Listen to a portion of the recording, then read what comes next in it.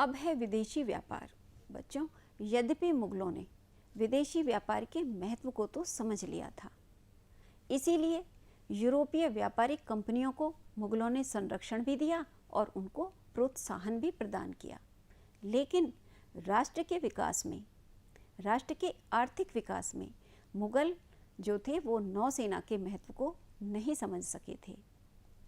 इसीलिए भारतीय व्यापारियों और निर्माताओं के पास शक्तिशाली नौसेना का अभाव था। उनके पास शक्तिशाली नौसेना नहीं थी।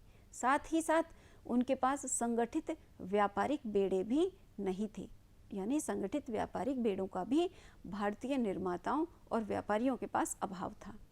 इसलिए ये भारतीय व्यापारी और भारतीय निर्माता विदेशों से होने वाला जो व्यापार था उसके मुनाफे का अधिक लाभ नहीं उठा सके।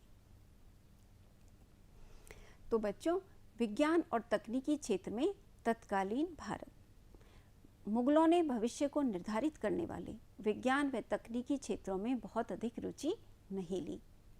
इसलिए भारत विज्ञान और प्रौद्योगिकी के क्षेत्र में पिछड़ता चला गया और इससे बहुत ही दूरगामी परिणाम हुए और इन परिणामों के कारण ही भारत आने वाले 200 वर्षों तक विदेशी ताकतों की जंजीरों में जकड़ा रहा। तो बच्चों, इस पाठ में बस इतना ही। अभी हमने 18वीं शताब्दी के भारत और यूरोप के बारे में पढ़ा। अब इस तालिका की सहायता से हम 18वीं शताब्दी के भारत और यूरोप का एक संक्षिप्त तुलनात्मक अध्ययन करते हैं। तो बच्चों, विज्ञान और प्रौद्योगिकी के क्षेत्र में भारत 18वीं शताब्दी में अविकसित था, लेकिन यूरोप उन्नतिशील था क्योंकि वहाँ पर विज्ञान और प्रौद्योगिकी की तरक्की हो रही थी। किताबों की छपाई 18वीं शताब्दी में भारत में हाथों से होती थी और यूरोप में मुद्रणालय में होती थी। माल का उत्पादन भारत में सरल औजारों से किया जाता था, इसके विपरीत यूरोप में मशीनों से किया जाता था। इसीलिए यूरोप में माल का उत्पादन अधिक होता था।